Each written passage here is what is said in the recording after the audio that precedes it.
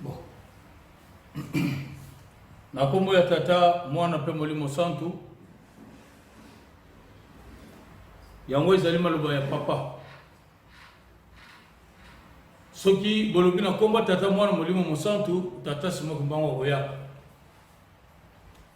kasi malamu akutaka biso ya kobonga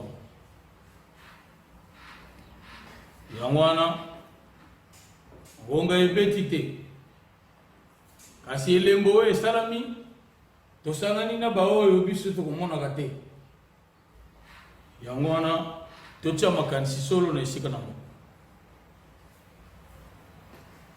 mpo ete tosala likambo yango ndenge yango ezali ya kopetwama biso mpe tozala ya kopetwama tosengi nzembo na tata motambosi ya nzembo soki nzembo sili bongo na bamama kuna oyo mibongisi aye kopesa biso libondeli kombo ya tata mwana mpe molimo santu tokosimba sika oyo mokanda na tata nzambe mpo ete tokoka kotanga esika oyo tokozwa liloba na loyembo tokotanga loyembo na asafa loyembo na asafa 83 psaume 83 ndenge ezali bomesano totangi yango nyonso totangi na kombo tata mwana mpe molimo santu nzambe kofanda kimia te nzambe kokanga monoko te mpe kotikala nie te nzambi tala bayini na yo bazali kosala bokeseni bazali kosala makelele baoyo bakoyinaka yo bazali kotombola mito bazali koyangela bato na yo mwango na kokosa bazali kolobana na mabe na ntina na baoyo yo okobatelaka bazali koloba ete yaka tokata libota mobimba na bango ete nkombo na Israele eyebana lisusu te nzambi bazali koyanga mwango na motema moko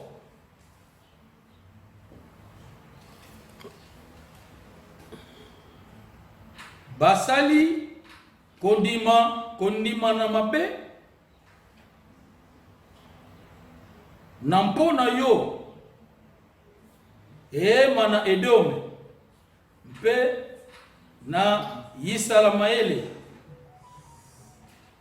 Moaba mpe Baagala Bagebali mpe Baamona mpe Baamaleki Filistia mpe bato na Tulo Asulia mpe ayei kosangana na bango bazali kosunga bana na Lota sala na bango pela moko osalaki Midian pela moko osalaki Sisela mpe Yabini kuna na mai na Kisoni baoyo bakufaki na Enedolo bazalaki lokola nyei mpo na kobongisa mabele sala epai na bakonzi na bango pela moko esalaki yo na Olebe mpe na Jebe na bankolo na bango yonso pela moko na Jeba mpe Selemuna nzambi bazali koloba ete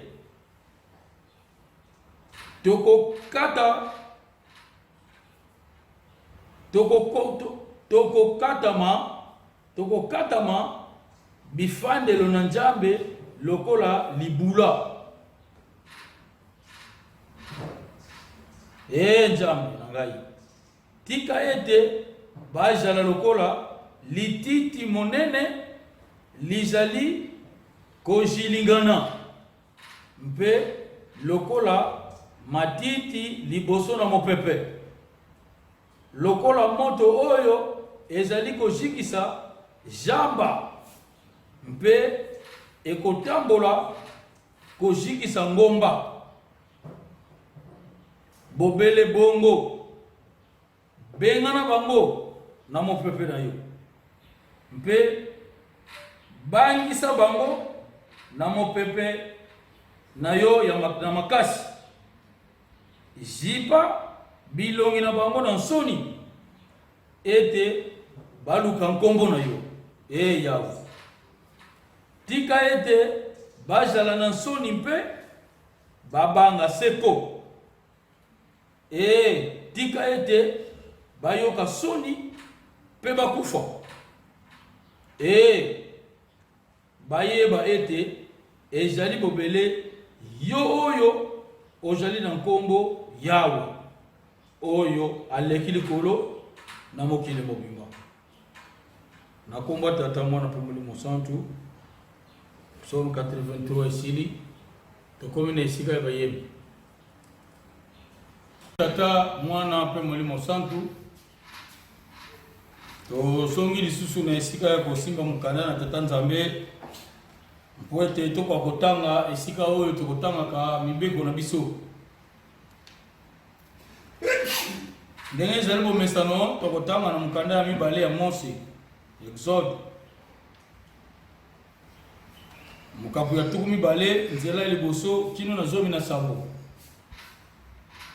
Exode chapitre 20 verset 1 à 17. Totangi boye na koba tata mwana pe Molimo Santu.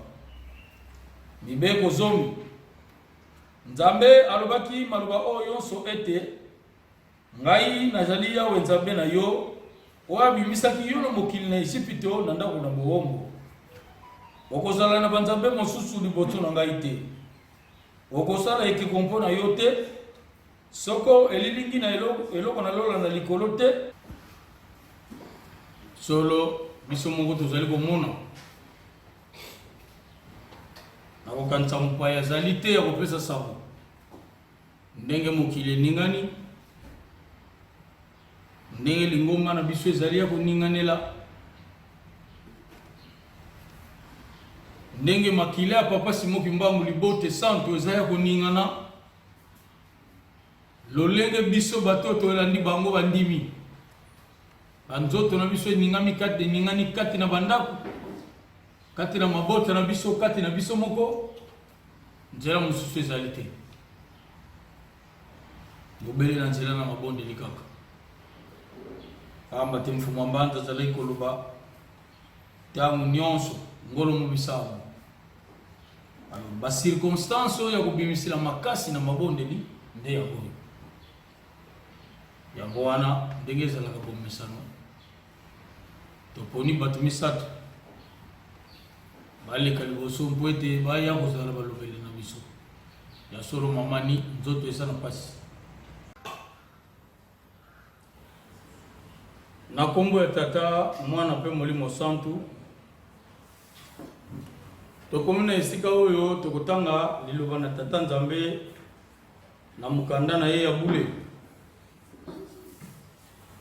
Oye kopesa biso nzela ete tokwa kozwa méditation na journée ya mokolo mwa lelo. Ya wana na okanisa je crois il y a espace ezali bato baza un peu éloigné bakoko s'approcher peut-être répondre maloba ndenge ezali na makasi mingi te. Lecture na biso ezali na mukada moko kasi na bisika mibale. Tokotanga na 1 Roi chapitre 17 verset 1 à 7. 1 Roi, chapitre 17, versets 1 à 7. Et puis, on a toujours dans 1 Roi, chapitre 18, versets 20 à 40. Mais on a toujours la lecture. Et que dans le développement, kaka, pour que tel sabiso, ni le kaki. Donc, les solos na biso eza esika wana.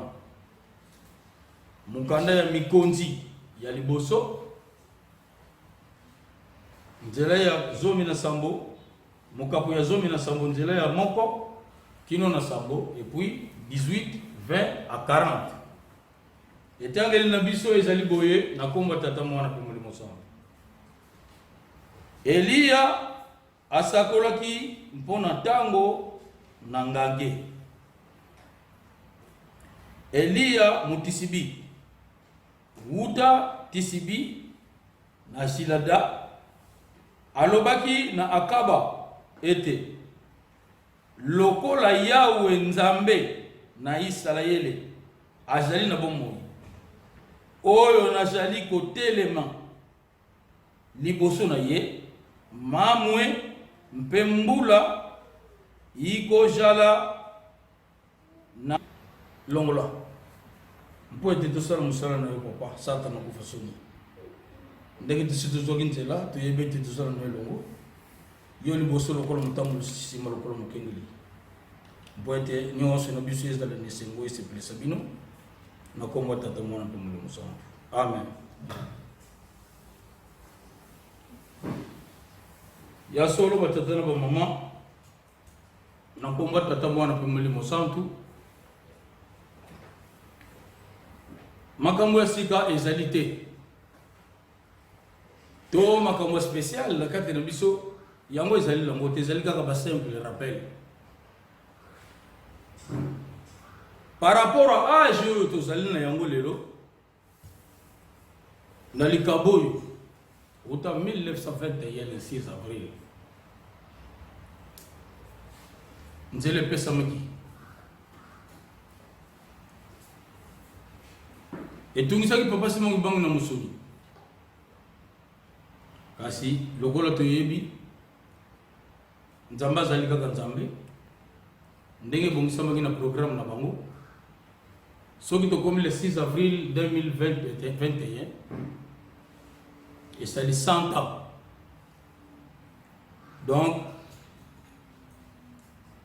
bato basi bazwi enseignement ya doctrine na bango pendant 100 ans bakoki kozala naïf te pamba te mikanda ezali soki peut-être tozalaki regard moko ndenge elobaka na mo papa nde ntango mosusu makambo mosusu emonani lelo na kati na biso ekoki kozala te kasi lokola yango ezali kaka programme ya nzambe nde tozali ndenge tozali kasi nini tokoki koloba na mokili mobimba bato basali ba recherche pona ba patriarche c'est-à-dire bakoko ya libota bana Israël bakoko na bango nani Abraham, Isaac, Jacob parce que toute la Bible mobimbo ils ont parlé na peuple eliwana. Alors na ba recherche na bango basali pona kotalisa ke bamekana koyeba est-ce que dérapage déviation ezali te na mayo makomami na Pentateuque donc les 5 livres de Moïse pona kotalisa biso histoire ya bakoko bana Israël babundanaki mpe kosala ba recherche. Il y a 2 écoles en Allemagne baza na école babengaka forme d'Égypte Schule bango baapuyaka ba recherche na bango na ba vestige biteni ya ba les extraits bibliques ba mikanda oyo peut-être eza kutu na mukanda nzambe oyo tozotanga te mais avant la Bible peut-être bakoko trouver mikanda oyo bebiteni ya mikanda oyo ezolobela bakoko wana po bameka moke kositue ebandeli na bango makambo yango oyo ekumisamaka mingi na mukanda nzambe. Ekole wana eza na Allemagne, ekole mosusu eza na Amerike, ekole ya archéologie. Kuna baza na ba grand professeur, les grands tenants, bato lokola ba Deveau, ba Von Rad, ba Note. Kuna na faculté de théologie tango tozalaki na lotendele tozokende kotanga mikanda ya bato wana, bato baloba bakoma sur les patriarches, c'est-à-dire élection. Il y a peuple, il y a peuple li. Sous Kanango, les deux écoles s'acquisent de nihilisme. C'est-à-dire, oh, bien boyebite, kuna pe boyebite, mais bazonga kaka na mukanda zambe tous les deux écoles wana balobaki, c'est le livre qui peut sa biso renseignement sur le peuple éli et zalikaka Bible mukanda nzambe. À partir ya wana na ndenge tomeka muke ko fouiller kolada lolenge nini bapa ya bato balukaka makambo oyo yeko pesa papa simo kimba ko réseau. Ah, c'est vrai papa zanzambe parce que batuna kiye iyo ozo kanga mozo kende kasi eloko nini yo tigeli biso alobi nyonso bokozala na posa botala na mokanda nzambe. Papa Simon Kimbangu ne savait bien que la Bible a été falsifiée. Tu as l'histoire de papa Sumbe Bapesa Kaïba Mikada, Bible pas ya papa Mfumambanza qui a la déclaration à droit d'auteur de la Bible, écrite dans la langue de la Bible qui compte. Tu as dit. Mais papa Simon Kimbangu a l'opinion sur vos années possède, Bolou Koromokanda Tata. Bible. Yango wana baninga. Totangi Mukanda Tata Nzambe.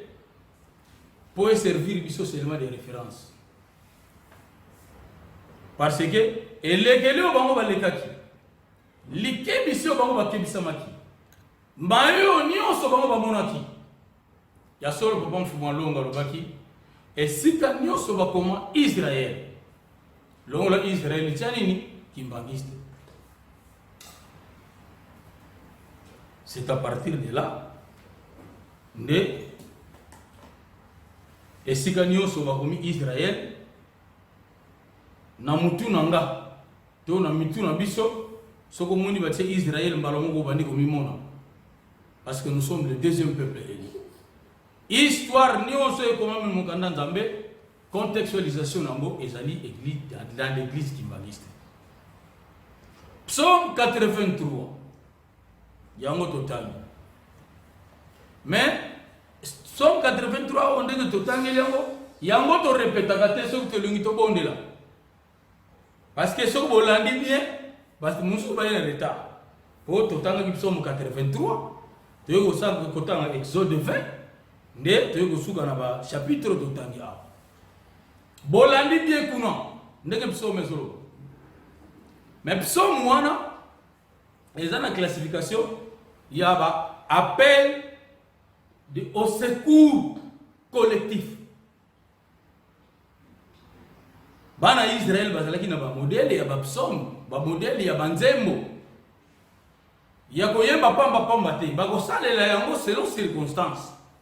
Psaume 83 est classé parmi ba psaume oyo soki bango ba remarquer que bitumba ba militaire ba tubazo ya ko kota ko ba ya ko bundisa biso. Pour exterminer biso. Bango bakande ko sala prière, ba prière d'abord entre autres ba psaume 44, ba psaume 12, ba psaume 83, eza na ba même structure. Psaume 83 oyo kotanga bazutanga ngo pona nini? Bazo yebisa Nzambe. Balobi tala ba Amorite. Tala ba Philistin. Tala ba Totir. Tala ba Médanite, ba se liguer, ba se ligue contre nous, ba exterminer biso. Kombo na yo yawe kutu etanga malisusu te. Kombo ya Israël elo ba malisusu te. babali ko faire revivre Nzambe sala ndenge osalaki oyo betaki wana bakefisi bakombo wana nyonso eza kotangama awa. Donc babali kotalisa bango omoni bitumbo tobundaki na ekolo boye ndenge obetaki bango otanaka wana lingala na place totangi awa balobi ndenge okomisaki peuple wana lokola poussière mikuwa na bango na banzoto na bango eservir fumier sala ndenge wana bazokende libondeli ezo réveiller Nzambe abima na silence na ye bima na silence Nzambe kotika la babate pambate ils se sont ligués contre nous balobi il faut exterminer biso comme na yo yawe kotanga malisusu te mais lakisa ke yoza yawe faire revivre bango de osalaki ba manjanite tanga psaume 83 on a très bien on va comprendre c'est-à-dire baninga mo sala fort tout la prédication c'est très important to sala likambo o tozo yeba likambo soko yebi yango okosala na facilité à kosala parce que le combat est facile quand on connaît bien l'ennemi. Alors bango bazaki na batamba bazali kostanga ba psaume wana et puis bazalaki na ba résultat bazako zwa raison pour laquelle nous avons besoin faire revivre Nzambe ba souvenir ya ba guerre tango bango bazali kolonga soko tangi psaume 83 on comprendre ne bazo Nzambe omoni ndenge kolona sala kyango omoni ndenge oranda ki bango poussière sala bango pesu ndenge wana landa bango bazala lokola ba pai na misu na yo lokola ba emporter lokola mupepe. Alors, si nous sommes nous sommes le deuxième peuple. Biso est comme irrécitable. Pour ce que nous avons une introduction à la psaume, et Zoroba, Bazalaki ko sambelango, même temps va se sentir menace à temple. Parce qu'il y a des gens qui venaient, même les juifs entre eux. Batumsu Subazoninga, Bakot Sababiloko et Koko Salana Kacha temple te, Batrouble Wananyoso. Parmi combat wana na bamabondeli basala ko appliquer ba psaume 83. Et aujourd'hui on connaît sur le baki na Matthieu chapitre 21 verset 43. Na longolo likamwe pa ina bino. Na pesa wana liboto ba kobotela ya momo. Ce ne sont pas des Romains. Parce que sur de l'histoire ya makambo ya bana Israël oyo ezana batu bayekoli makambo oyo bakomi yango mikanda ya ndenge na ndenge oyo zomona ezana ba bibliothèque efandi fandi mais likambo wana promesse wana eyaki kokona panga na yo lelo batata na mama biso tozo telemisa Nzambe bima na silence kotika la baba te taka batu ndenge basali ligi contre biso. Ils se sont ligués contre toi. Nzambe balobi nkombo na yo ekotanga malisusu te Israël. Ni biso ni yo yawo. Parce que dans le groupe yaba na lot mutu basala ki lokola bango de ba maître ale bazui ba mususu ba ya ko sangana na bango po ba longola ba bunda contre Israël ba effacer. Et les avons sala bango dengo. Kombo ya Yahweh parce qu'il y avait polythéisme. Banzambe zalaki tellement ébélé, mais zana Nzambe moko zalako zala toujours vainqueur. Nzambe wana kombo na moyawo.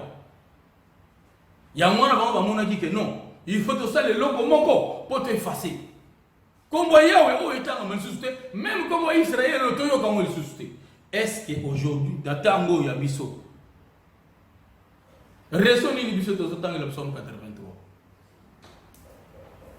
Menace ezali. Ndenge bango basataki ba menace wana. Biso tozana menace au sein de notre église. Doctrine na biso za menacé. Temple na biso za menacé. Mon famille sainte, oyo biso to hérité selon Bible. Nzamba lobi Yahweh la Bible soka tela kibino ba dans Romains chapitre 9. Bonga besoin sort Sodome na Gomorrhe. To sentir menace. To sentir menace ya lingomba na biso. Menace ya kombo ya Nzambe. Ah, to recourir ndenge baninga balekaki tous les kanenge wana. Alors nous devons nous poser des questions. Bango ba bengaki. Parce que bazaki regarde moi. Ya mwana bazoko tali ça va souvenir ya ba réussite na bango. Et lelo biso tozo benga papa, bima na silence. Papa, kotika la babate. Papa, balu na bango. Papa, sala nego sala ki bona kuna. Ndingi sa mukili. Ko épargner rien. Po mukile ye bake yo tata simo kimba. Yo de papa ki soloke le papa de lunga na papa denge na kuntima. Yo ozana ngambu ni. Ozana ngambu ya bato baza kubundisa. To ozana ngambu ya bato bazo bunda. Parce que les autres sont mon mokili nenge ningani. Moko mi bali message de site yo ki papa balobi o meka se bino bato sabila ki biso mo 83. Bino bato sengi o ezo sala malelo na monde. Le monde est bougé. Toyebi banani bas legi nini sala maka.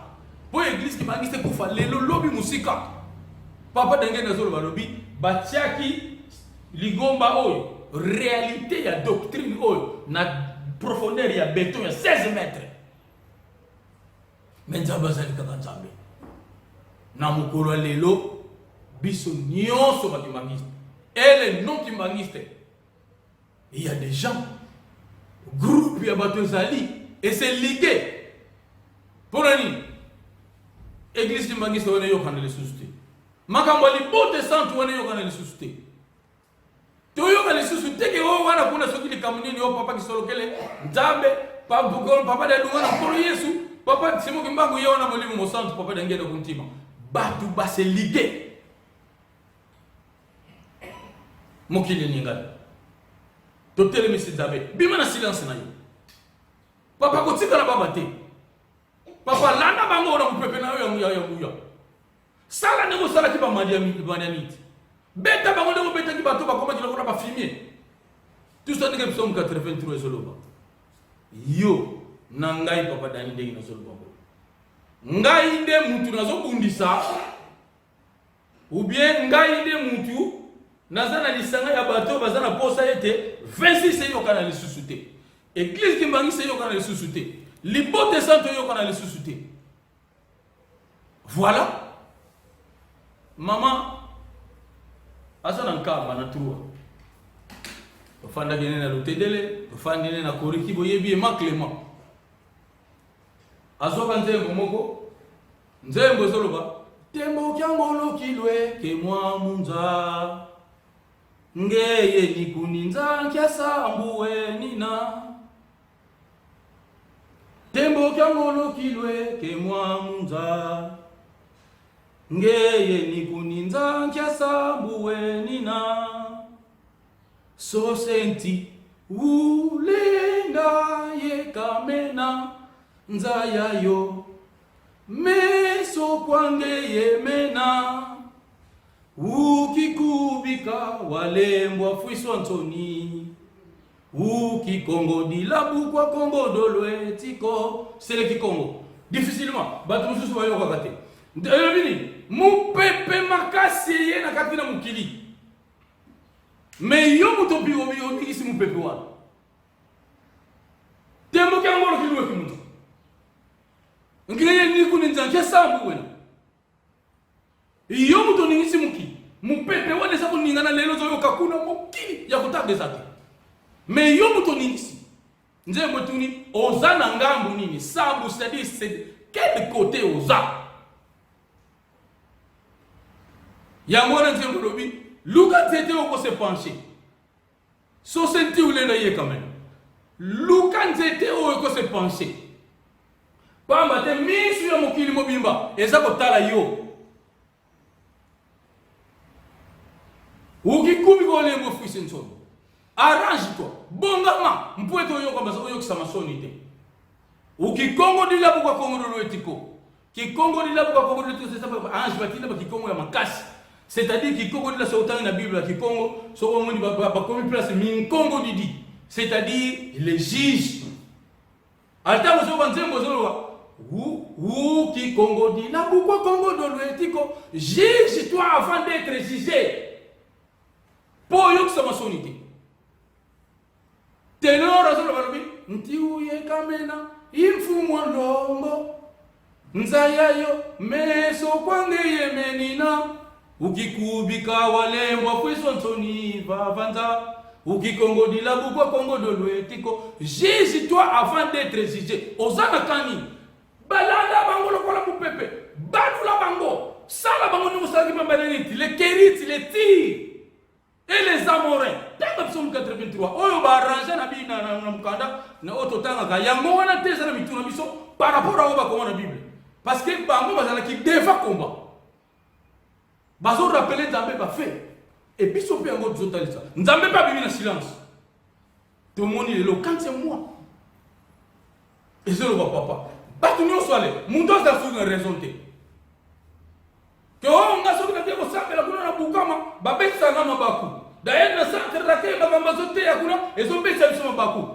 tout le monde chez lui va t'arranger là-bas j'ai chez toi avant d'être jugé parce que yo ni ici mon pépé mbisu ya mokili mobimba essayer de comprendre que c'est toi yo de muto bouger parce que Nzambe wana ya bana Israël Yahweh mokili mobimba ezalaki remarqué il y avait des sakons starté les Tammuz ba Marduk ba Nzambe ndenge na ndenge ezalaki na kati mokili mais Yahweh soka se marqué na combat surtout soki bazana dérapage te batinda mina prophète kale bokende wolonga bango ezalaki na Nzambe mon côté d'ailleurs la fois passée to soki ba travail wana awa je crois que c'est il faut faire dans Samuel chapitre 4 oyo sanduku ya alliance ya bana Israël ekei pa ya bana ba Philistin c'est-à-dire dans tawana soki bosali bitumba contre un pays parce que batro baso ya Nzambe na bango ba police bino ba kozwanda ba bilembo nyonso ezotalisa ba bunza bino ba kela bango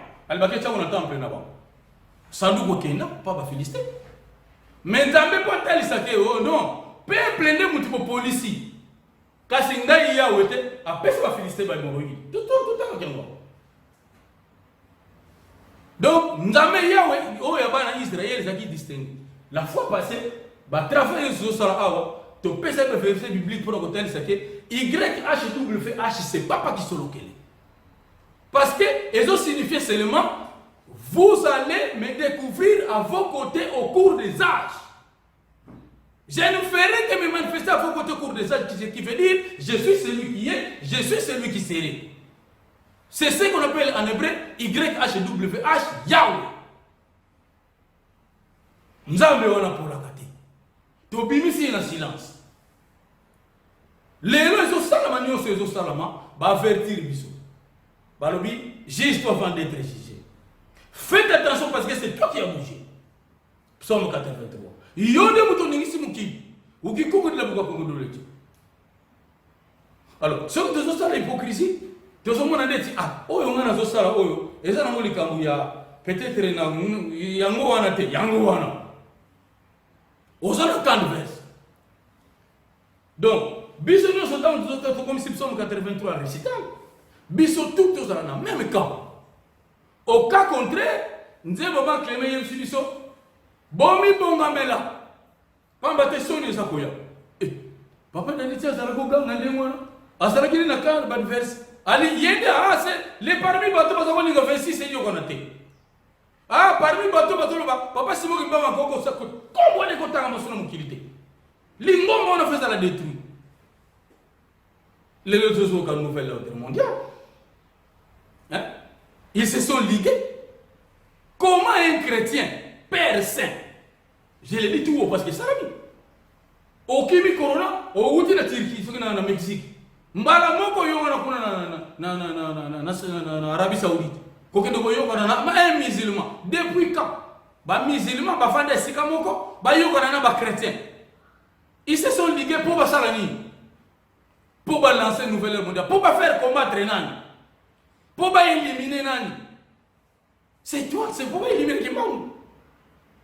Pour pas éliminer qui sont que papa de Lungana, Yagenda, 26, Bissonio, Toyoga, les sous-sous, te. Moki le rotambola, non, Léo Yaba. Yawana, monsieur de l'obi, papa, sors de tout silence. Bima.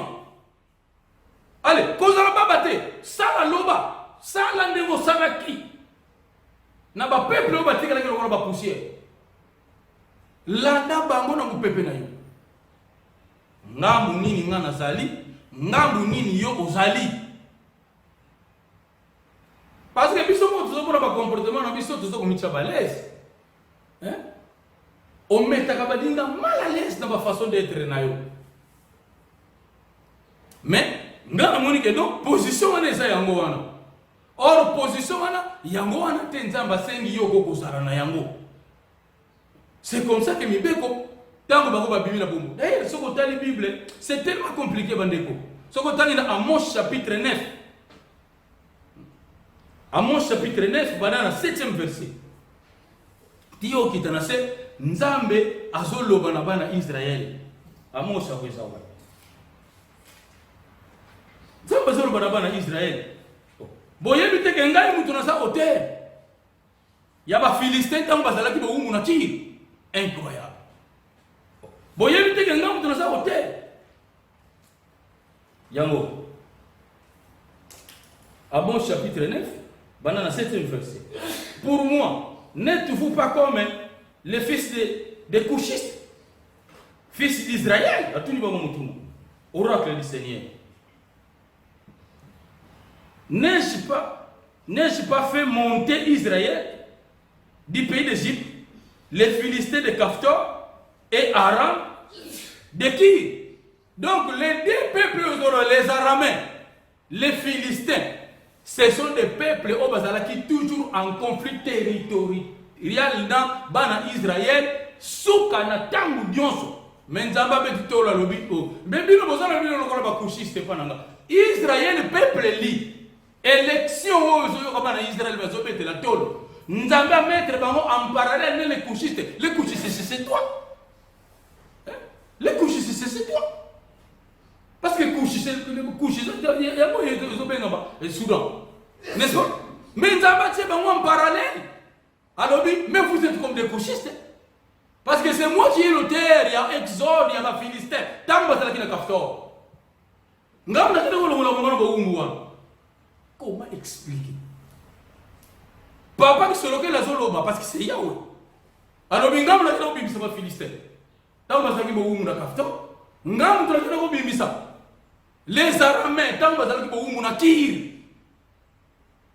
bon, wapi primauté, wapi avantage, ou bien c'est mon élection au Israël. Bah mettre vraiment parallèle la vision. Donc c'est pour dire, ce que tu as dans la Bible, dans un chapitre bien, que nous avons bien, c'est pourquoi nous avons exterminé tous les royaumes. Il y a bateau saraté. Naboy monto cité na misunanga épée et gobeta. Nous devons faire très attention. Donc, mi beko valeur nango yango wana. Ce que tu entends Exode 20, tout dans Exode 20, nzamba bimisa kiba na Israël. Yango yo. Amos chapitre 9. Yebe mutabimisa kiba Philistin. Yebe mutabimisa ki les Araméens na ki. Yebe mutabimisa biso na boumbu. Tolobela ngwa. 1484. Bazo swa biso lokola baumbu banini allez. So ba moni na pota ba tshona ka tsa masibo na bato ba bwa na mai marchandise pourri moni mais tant que on a 1914 430 ans papa qui se loque la bota qu'est-ce qui s'est passé même Zouan Banzinga a fourni basango na droit de l'homme on a aboli l'esclavagisme physique de l'homme noir il est l'auteur de l'exode ya biso pa longole biso na on a fait 430 ans. Mais ce que tu as à mon neuf, Azoloba, Nazoko Koboma, tous les royaumes Oyo et Kotosa, Té, Nabatoino sur Kotosa, Té, na épée. Nato c'est la pandémie. Parce que n'a pas la place à sortir à Kotosa Nanga. N'a pas la façon à baloler à réponse Nangaï. On a ça. Mais ce n'est pas ça la méthode. Oh, bah, pessimisme. Parce que papa transcende que tu as gozalé. N'tiens ça ça qui doit. Qui doit l'élection. Batu ya ikanisi moko. Bantu wa yindu mosi utunga ngambutu na zola. Batu ya ikanisi moko ebota kambuma na bolingo. Eka sibiso. Ya mwana tango pesi ordre pa bana Israël. ko yibati ko bomati ko sale ko bote tout ça tata na mama tout ça mukolo yenga tout ça ce qu'on t'a dans Lévitique chapitre 19 alobi là il a dit c'est bino pe na lingi bosala c'est pourquoi na yebi bino boto ça va para ko bomate tout ça sabata na ngata Lévitique chapitre 19 ya mwana zo mona lelo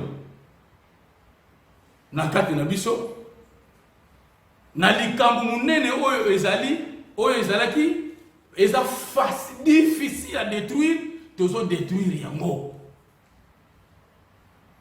noni poto ye na bandenge na biso oyo to uta kino na bandako na biso voilà ye obota maki mutu akanda oye pa ya papa olobi ngai pe na ngana kotambola kaka ndenge wana mais papa olobi ndenge wana te parce que ngai na ko terminer bato lolenge wana mokili ya sika oyo yaza komema biso mokili wana bato na batambola batala lolenge moko c'est pourquoi il avait dit le 29 juillet 1950 azo yebisa baba mikala dibudu dimosi ligomba moko mukoti moko munoko moko eligolo bateke babolili Kiswahili babolili anglais to anglais non mais c'est-à-dire biso nyonso tokomi batu ya philosophie moko pensée moko regard moko ya papa Simon Kimba la non-violence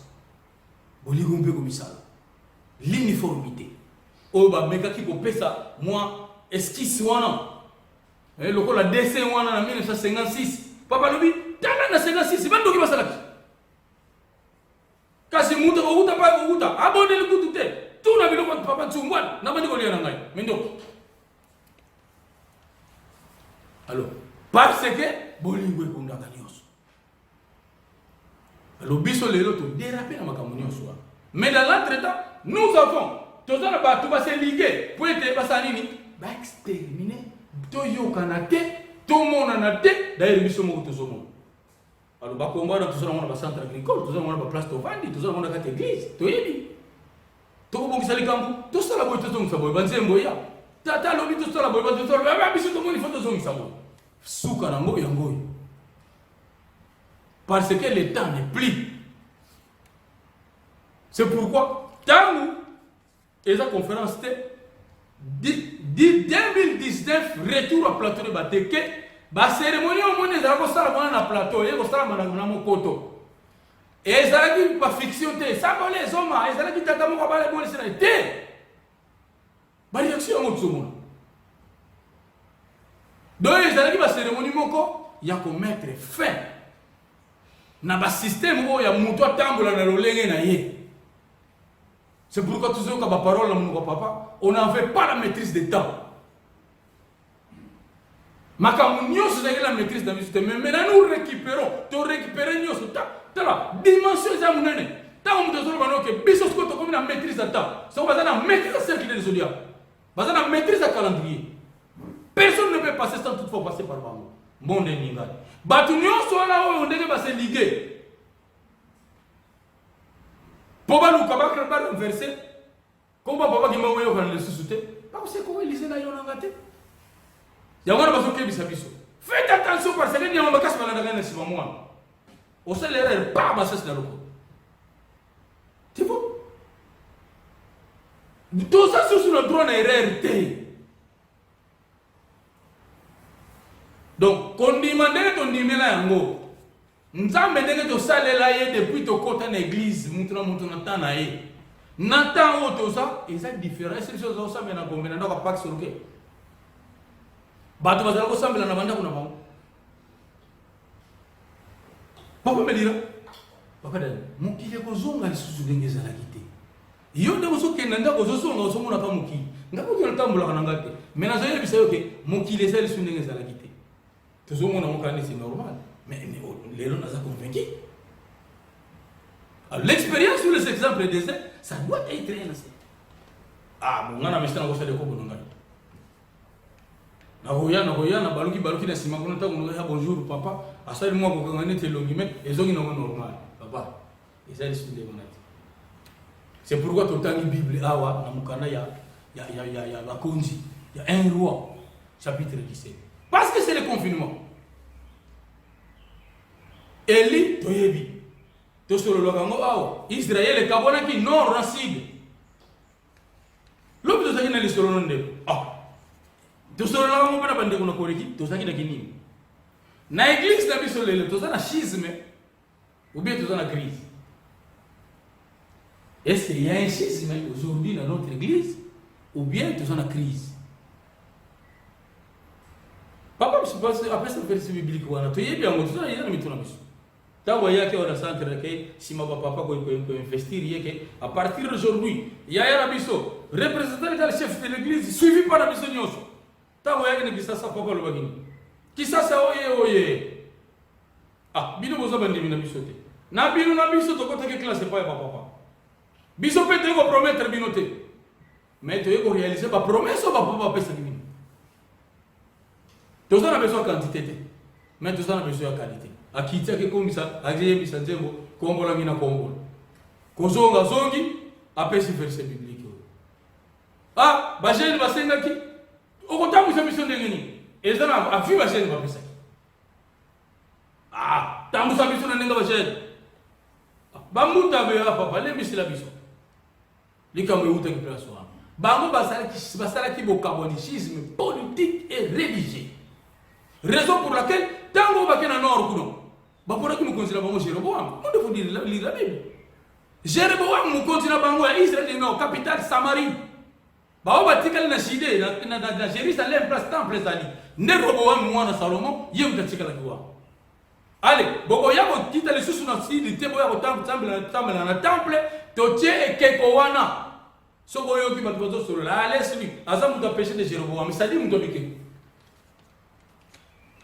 Na bunzambe na l'État bango bakabona biso de cette église chef spirituel de biso papa chef spirituel depuis les enfances ba chef saka bibembe ba télé saka bakoka ba sala kama kamunyoso ba sala malobi biso eza orgueillité tu es capable ya kosolana kilongo boko pesa biso confiance boko pesa biso confiance ah tu pesa confiance. C'était comme ça. Alors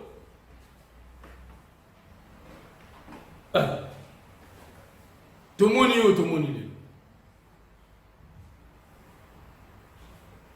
Tout le temps, lelo. To komi na esiko to komi lelo. Voilà. Mais to beta kangongate. Tu mets la communauté. Chef spirituel, papa va monter sur le chef spirituel. Tu as une personnalité juridique. Tu as une personnalité juridique qui n'est pas dans le lobby, tu as une personnalité juridique comme l'économie. Tu as changé l'uniforme. Donc, je ne sais pas, mais moi je dirais que c'est une crise. C'est la raison pour laquelle nous réclamons la réconciliation. Israël dit non, ici, ce qu'on a dans la Bible, souka. Non. Tant que la déportation n'a pas été sénégalais, na Syrie, Bible lobby, bazonga teti lelo. Réseau ya mwana kolo sutan voyé. Libota we bota mangi na Samarie bakoko yoka na ba jidayen te. Po ba bota na kina mangi vite. Ba o ba te kuna pa na Nabucodonosor na Babylone. Kozonga bazonga ki bakomo ko tshela bakomba. Fin de l'histoire. L'an 606, tu es là qui a mon gros. Les lobbies se réclamer. Papa va zonga si comment. Tu es au salon macabre de plateau de Bateke. Ah, papa Simon, ya kia. Ah, papa Simon, macabre de Yoka Nakino. Ndegeni no robada mon colonie. Les lomo qui le communiquent.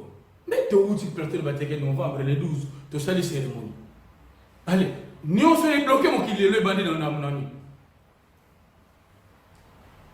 C'est pourquoi toi et moi, nous sommes comme des Élis. Élie, biso tozo salé l'ensemble, prophète ensemble. Donc nous ne sommes pas dans le nord. Ça c'est le royaume du nord. Mon compte c'est que nous sommes comme des Akab. Akab wana n'a pas na Israël. Okoki kobala moi si école mususu te. Ya ke bala moi si école mususu Jézabel. Jézabel, bako basala banzambela bako basabela. Toyebi ba flexion tout ça quand pas basi. Ba finité. Moi si tu voyé ah yo na ba prophète na yo belé oyo tout ça na zo sepela na boto. Mais on dit nini on a préféré biso to sabela ka Dieu de Baal parce qu'il y a un Dieu de Baal, to ko Dieu de Baal. Dieu de Baal les amis. Ba tabe basala kembele. Liti ya tambe ya mwana lelo batatana ba maman. Histoire, après ça, sur le sixième primaire, oui, le premier, c'est comme ça. Le polythéisme, monothéisme, qui veut dire quoi? Monothéisme, Bunzambe, Moko. Polythéisme, Bunzambe, Beli, Banzambe, Beli. Batagale, Amora, Dieu de la ligne, Dieu du soleil, tout ça. Alors, si quoi? Jézabel, Azalaki Nzambe, Azab, école, on a yewa outi, Basambe, la Dieu de Baal. Kuna pe pana bango kuna bana Israël ezala bazaki na nord ezala bazaki na sud bazaki na banzambe mususu bazopenga bango kuna banzambe ya fertilité, c'est-à-dire si on continue kata système ya bunzambe wana ba memeno bangombe na yo bilanga na yo ekobota ekopesa ba fruit ebele banzambe ndenge nani influencer mbala na roi d'Israël du nord a tombomba tous les prophètes de Dieu. Jézabel alingi koyoka histoire ya makambo ya batu ya Nzambe te abomisa ba tous les prophètes de Dieu. Omoni Obed asaki na kata palais royal abombaka 100 na ba place ndenge na ndenge soko tanga histoire komona abombi 100 prophètes de Dieu na bisika ya ndenge na ndenge ndenge bomba yango wana sikoyo Nzambe ayebisi Eli kende koyebisa Akab loba yo oza musali na ngai te tant que yo oza musali na nga mbula ekopeta lisusu awa na Israël te pendant 3 ans mbula ekopeta te pour nyoka mona sécheresse ça il est qui se présenter pour le roi makambo moi si je s'appelle à tout ça tout ça le peuple de Dieu alingi koyoka prophète de Nzambe te kaka Dieu de Baal abomisi tous les prophètes de Dieu. Moule kobeta awa te pendant 3 ans. Nzambe yebisi yake alors tu dois te confiner. Est-ce que vous voyez yango na msakele kende ko bomba oko kende landa kuna kende na est ya Jourdain jaki frère. Moi Torah ezala ko la moi fimai ya mukeme zaka na moi ba mabanga. Okende ko fanda kuna na Kerit. Donc Kerit tu vois les mboka donc bazo situé zone côté ravin côté Torah na Israël. Oko vanda na Torah ya Kerit wana vanda na yo wana. C'est confiné. Comment on a te bumba? Zala. Ko s'inquiéter. Ngana ko tinda korbo.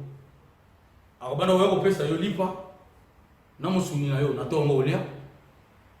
Na pokwa na utinda korbo aya kopesa olipa na musuni na yo olia okuvanda ndengo Bible totangi ngwa ngala peto tangi na français Eli atosaki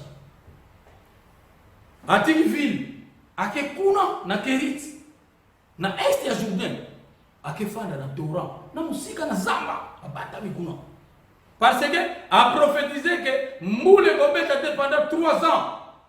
Pour oyo kobali moi sino Jézabel asali a touché Nzambe avanda kikuna papa azolo beloko moko je faire réfléchir na mingi alobi les kamusu to mona ngoza ya mabe mena kata lika mabe wana Nzambe azana ndira misali ka kitoko nana yebite ke korwa za ipi soko tangi na Lévitique chapitre 11 komona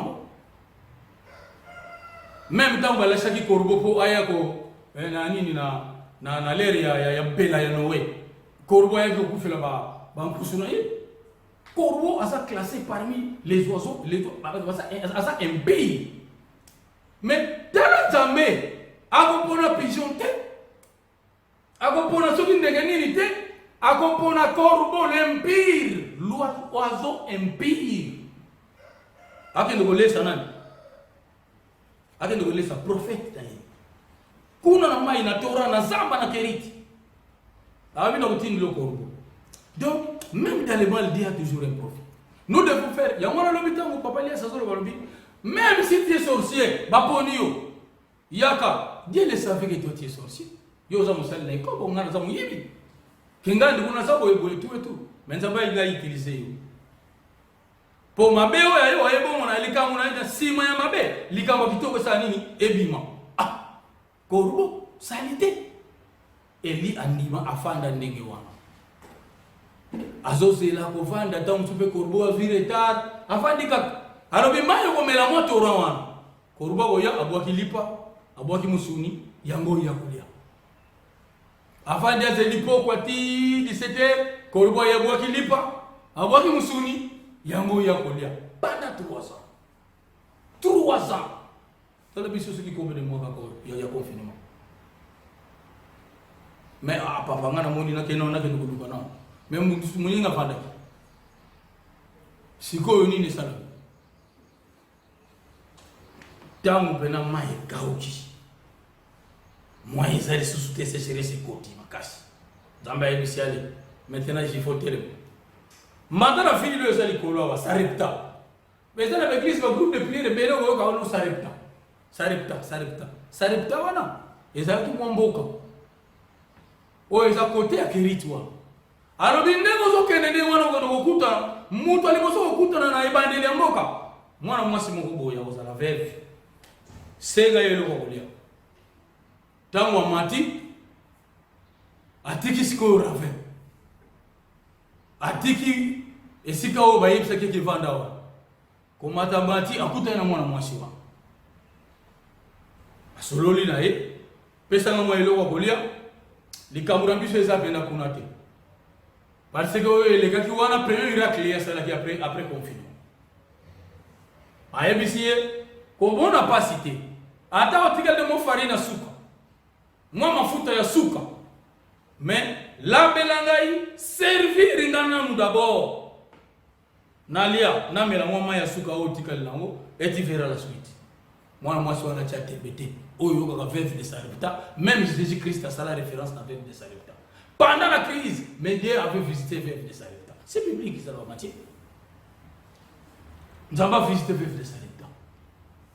Moi, je suis accueilli. Moi, j'ai un salaki naïe. Maman nini, tata mon voisin qu'on a sengi, tout l'amba biloko yo, tout pèse yali. Moi, on n'a pas été mbete. Balambi moi farine, moi. Abongisi mwa mafuta makamu nyonso apesi eta wale esila lobele nyonso oyo eza kuna réserve wana ekosila lisusu te étape wana te toujours lobele parce que c'est une autre prédication zaba ebisi bena il faut que de okutana na Akab là la histoire 17-18 yo mutolobaki mbule kobeta te passe koti monde ningani bato bazokufa nzala talaka 300 mbule betaka lisusu. C'est qu'il faut que nous écoutons dans Akab. Les rois Akab. Tant qu'il y a qui écoute dans le roi Akab, Nini ke, tout le monde est élu. Mouto a savoir qui que, moule gobet les sous-soutés passent au côté de Mouki. Il y a solo wana que tout le monde ayaw. Ah, yondem to même passe na Mouki. Ngaite, na même passe na Mouki te. Binonde bosala ki programme. Ya ko exterminer kombo ya Nzambe yo kana lisusu awa na Israeli te. Israël est bon maman. Tous les prophètes de Dieu vont se ressusciter. Yangwana sort yangwana ye. Ah ndengwana. Mais il y a le minga na usenga likabo. Pona ko yebisa yo que oyo nyonso bi mubwasi na sosala na yo sosala et ça contre Nzambe. Allez, benga tous les prophètes de Baal parce que c'est au terrain comment il y a prophète de Baal. Moi si tu la kaka moi c'est ro. Yebita simba prophète. Terrain comme le prophète de Baal. Makambo iko motambola na sima mabe. Nzambe prophète de Dieu azali susté. Elia lobi na kombo ya Nzambe wana sambelaka. Po yo yeba ke bino bato bozana erreur. Te yo mtozana erreur. O sakola mbula tout ça tala passe tout le monde. Alors bino bato bozana faute. Pa batte bo boso ndeki Nzambe bo ngolo ngola kombo Nzambe na Israël. O yebte ke Israël elinko lobani. Benga ba prophète de Baal la onyoso. Ngai na bango démonstration. Tokede Nangomba, Mont Carmel. L'église belé awa groupe de prière ça awa Mont Carmel, Mont Carmel, Mont Carmel. C'est ça le Mont Carmel démonstration et il n'a pas de Baal. Comme ça, yo sansa bango nyonso ngana sanga bon. Toko sala ni bozo ngombe mibale. Bino bocha ya bino bocha pe na ngana ngabo na ngai. Comme ça, poto yeba ya solo nzambe oyo bino bolobi ete yango mteko tabusa Israël, dédié de Baal. Na nzambe oyo ya ngai Yahweh ya tata Abraham, Isaac na Jacob. Tota la réponse c'est uta nini? Botum bocha moto te. Bango basambela moto uta likolo ki ekita ekosome sacrifice. Yangombe oto ko. Comme ça soki ya bango tumbi. Bobo mapenga. Comme ça à partir de wana yo roi ko comprendre osa tout droit de déraper. Oui, c'est une bonne idée. Allez rassembler tous les prophètes de Baal. Tous les prophètes de Baal. Jézabel na batunaye. Oh, batunaye balobi o maman. Yo to mona passe. Maman comment on a pas cité à Élie à zéro côté. Quand tu démonstration à 5 on est démonstration ya bien comme ça, nous qui va mususu batikali, to fina ba mo très bien. Mokili mobimba ya kisasa biso nyo stomati na ngomba bangengele. Yango na de Mont Carmel. Démonstration ya Élie na badie de Baal. Toyeba wapi nzambe ya solo. Après avoir eu un confinement, il y a 3 ans, Bazolé ça y est dans des campi. Et il va se présenter, badie de Baal va se présenter. Allez. Et ça là le système ba bongisaka kotonga, ndenge nini boko koche la mbeka na likolo donc c'est-à-dire ngombe obino bobomi. On a fait ça tu vois. Nzambe inspira ki bat. Po ba yeba na bango. Ayebi ke aye aza mutu akotomboka. Ezali na ye caractéristique na ye aza moto. Parce que il est né bélier. Ba comportement na bango ezalaka boye. Nzambe apesa batu eti wana. Kuna na Mésopotamie. Haute Mésopotamie même basse Mésopotamie basalaki na ba mayele wana côté Abraham auta kipo balongola ki kuna babele oto kite wana monde de Chaldée ozo ke na Shichem kumbepa yemenge na kana basalaki ba bazo sabela ba astre ba yeba ki astrologie très bien et puis les grands astrologues bazala mbwanji wa donc au PCD de naissance na yo ayebi ke yo ndo za boy oza violent camarade yo kozala kingani. Moi, si nous avons tout ça, nous avons fait ça. Tangu ba adoré yango, ba koti si bundoki na kati, nous avons fait. Et comme au culte, ne aye ko inspiré, aye ko pesa bibe ko zoto. Tangu zo bona parce que il faut qu'on va apprécier batan. Ti bi mekanda mi nyoso e koma mi lelo biso tsotanga. Et ça pas pas bataille les gars. Mais école de la langue de Zorobabel, après retour, il y a 70 ans, il y a Babylone. Ne Zorobabel a aussi l'école de la langue. Ko yibate, ko bomate, ko sale ko bote, tout ça. Tangu ba adorer judaïsme wana. Au lieu de dire commandement va comme 613 lois et comme bundoki. Nzababimi. Otali Jésus-Christ a dit. Mais que Jésus-Christ a coulé le judaïsme. Mais avant de voir ça, tout à fait pas verset biblique on la fait passer. Oh, mais dans le Bible on continue la tradition na makambo nzambe. Obe ko tuna ye, ndenge nini, ba ye ko nina yo baza ko ndia baza sukola maboko tabi. O ye mteke so ndia ko ko ba bilo kwana nasibu. Kasi oyo ko bimyo na munoko no na oyo ko bebisa yo. Bozi bunko ko ko tsina makambo nzambe. Ba koti si bundoki na kacha judaïsme, nzamba bimi, asali mouvement. Mouvement wana christianisme yango bandi ko sublimer judaïsme yango na bazo tuna ko sala na nguya na ya tuni bango jean sala ki na nguya batala ni so to lobi na nguya nzambe bako bo mabiso ko batu ba bobani so to lobi ko na nguya sata e ko simba o to yebite yeba be ngabe na yebite no sana nguya na en bref christianisme wana l'église primitive oyo etikali lokola socle esimbi sikoyo bunzambe ya bana Israël en péril basaki na ba promesse eschatologique, c'est-à-dire ba promesse qui se réaliser plus tard que d'ailleurs beaucoup de ko pas nami raison pour laquelle sont dans Actes des Apôtres 1 chapitre 1 verset 6 bazotuna ye ngonga ya ngoyo yoko restaurer bokonzi oyo biso to perda alobi ngai te tata ye moko. Allez, ba Rome basali bango basambela drago force chaotique le fait bazui christianisme wana basako bango bazui ba bien bazui tous les baye ko li encore Yesu bakena bango na Rome baye ko le christianisme ba maîtriser yango. Allez, ba bomi Pierre mutu na sima ko liko ba bomi Etienne ba pasteur barke allez tout ça. Okoki kotanga kombo Yesu te okende kosala ko prêcher quelque part soko zui ordre par la barote ba Paul na basila bana bazote ba ona kata prison. C'est pas les Romains ba diaboliser le christianisme. Omoni allez ba bali ko yana ngo 1482 Diego kawayo ko mona royo mko azongi 1484 ayena basango Bible ye a 1491 ba tiste zinga kufundangi zinga kubo pese komba no force premier bale ba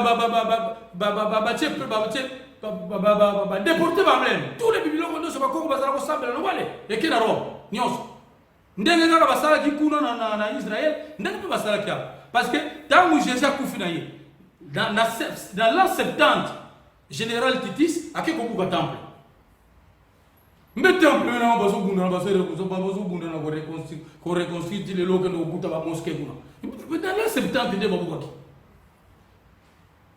allez bazui tous les ustensiles biloko nyonso na kata temple nyonso za na Rome ba nommé Pierre premier pas bango ko basambela ka drago tango ba yena ngo allez likambo nzambe yango wana sio kulukanzela pamba te epesa maliki de jengu nake ekokele ne siko ekobotela ngo papa simugi bango 1335 ou bien 1535 Martin Luther a protesté asali biso et finalement le calvaire allez et moi ngani mais nzambe zo lukanzela tango papa simugi bango batu ndenge bapata bundia kongolelo ndenge tozo tika bango parce que voilà dans la colonie biloko pamba na ko papa simugi bango vrai chrétien baptisé le 4 juillet 1915 c'est le même jour au salon mariage na vous la communauté de Bems na tombe à continuer le christianisme oh il a diabolisé par des romains ba nommé catéchiste tango abimi qu'est-ce que papa tu veux commencer abandi ko cible le christianisme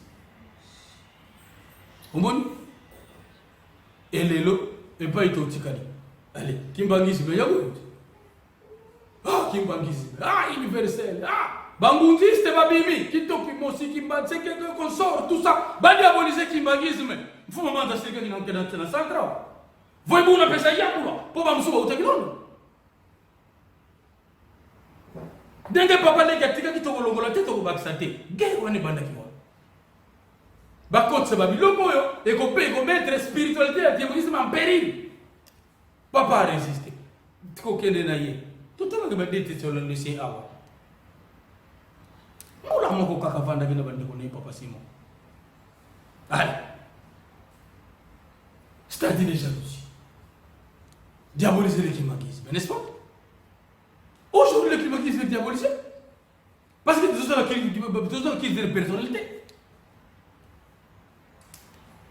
mais voilà maintenant allez 26 ils ont sublimé le climatisme parce qu'ils gardent doctrine tout ça c'est le peuple moi je suis socle oui comme on a la Bible qu'on a dit tout le temps qui petit camp bon banga te vous à la kimia na bino na podi ouais na podi na pesa bino bokonzi depuis mokili on a diabolisé toute ma doctrine nyonso ba koti sa yango kundoki tout ça ma devona bon bandeko kuna na makanza ngalo bi bozo comprendre le papa expliquer qui était tango batuni bon papa singo ça vient de mais papa Charles qui doit comprendre que papa pesa ndoki mais on va diaboliser l'équivagisme. Ce qu'on a besoin de nous faut sauver. Il y a un peu besoin de tuer la barre 26 ans. Papa va le bien heureusement. Parce qu'il n'y a pas besoin de salir à l'élo. Peut-être besoin de te véritable doctrine. Il y a depuis le monde, nous avons terminé par nous. Pour qu'il y ait papa qui solo que le Dieu le Père. Papa de lunga na nkolo Yesu. Papa de ngene wana mulio mosam. C'est à travers mission de Tobani.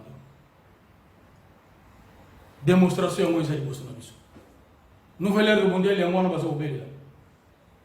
Bokile kotambola so ndenge zate. Bako bloquer toutes les églises. Système wana ya mwana muté kotambola. Biso ndesiko eli. Yangwana ade kwa yuko tuna ngai sous-thème na nini ngana mais sous-thème na ngana l'affrontement est là. Papa nous a prié. Oya mwana ko kokate na oyezuya. Nini ezuya? Papa ko yemsa biso ABC wana te. C'est la spiritualité ya olubate. Nini ezuya? Vrai amis au sambelama. Tous les dieux de Baal les gosala exterminés. Mais avec qui? Yosa na côté ni. Parce que biso va aussi doctrine. Biso de mon aussi c'est nous qui détenons la promesse. Il y a pas kambu nyoso va mettre en péril. Le nom au nom de Jésus va toi zo kindoki. What be christianisme? Mon le nom de Jésus va boy na kimbangisme batu bazo so bambungu. Poaza la toujours na sima papa. Isa ya kolobate to yebi on. Batu mususu le nom bazo ba chaise roulante to yebi. Hein? Est-ce que c'est l'église qui va dire? Voilà la démonstration devant nous. Dieu de Baal est véritable Dieu. Qui sont les clés de l'Ungana de Guinée? Aux Orangamuni. N'a pas principe ni. Donc, tant que vous voyez, n'a pas place à vous. Tous les chances, il y a pas choix. Tous les droit d'erreur. Parce que Souka yango e monani mokili foye bake ya solo tata nzambe nkolo Yesu molimo mosantu azai pa ina biso. E komona na nini na mistera na biso. Ya mwana ba papa son jardin. Baza kota zawa. Parce que yango yo le kamtoli to ego salama elingi yesa kwa mo. Nzembo ya yanku bubaga chaka na nani ya générique na ye. Likabo. Voilà bon yo so. Et na pété ka ndemon.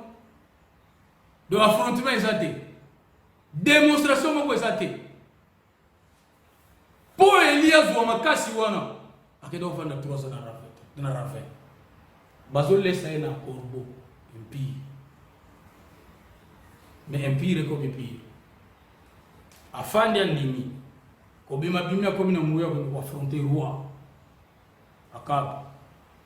Oboyi nzambe nga wo yebso ke nga nzambe sana ngapa ngai et salami ya nzambe moi et biso position na biso zandeli jusqu'aujourd'hui zo pour moi ti lelo tu zo sale kobo ozala pas problème na baninga tu ne sais pas pardonner so très petit oli ko tambola ndenge yo lingelaka. Or, nous avons un principe. Lévitique chapitre 19. Soyez saints. Évidemment, c'est difficile, parce que papa le baga on ne pas dire. Mais le baga pas revenu moyen ça. Alors, ce qui te voit, tu as carrément, catégoriquement classé dans le cas où il faut déclasser. Puisque l'île va avoir le baga le ah, tu as bien poste à quantité, tu as poste à qualité.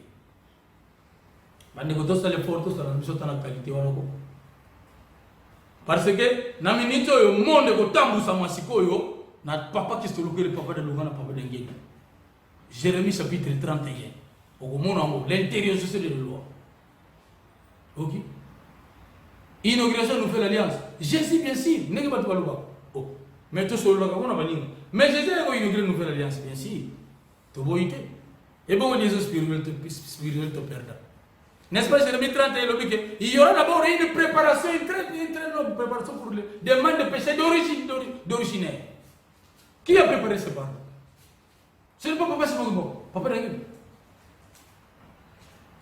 Alors, mais là, le temps, papa firme, tu qu'est-ce que c'est pardon? Correct. Alors, Makambo, réponse dans moi, ça, Makambo, l'olive, c'est Adam, non, Eva. Mbonga, Mikolosi. On est confiné. Biso nyonso tozana rafe. Tozolia na posa ya Nzambe, tinda korgo. Soka yepete la de moi. Ce qu'on force, mais ça c'est dans le corps. Donc, balobaka, ce que mon oiseau sale qui nous dit, au lieu qu'il y a l'obispi, c'est qu'il y a besoin de souster. La onzo, mon anzo dit baba quand ça veut dire d'être encore de corps. Le souci de mon anako va être à moi.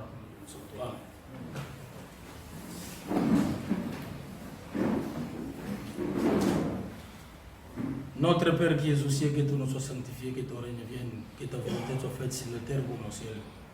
Donne-nous aujourd'hui notre pain quotidien, pardonne nos offenses, comme nous pardonnons ceux qui nous ont offensés. Ne nous soumets pas à la tentation, mais délivre-nous du malin. Car c'est toi qui appartient dans tous les siècles, les règnes, la puissance et la gloire des siècles et des siècles. Au nom du Père, du Fils et du Saint-Esprit. Amen.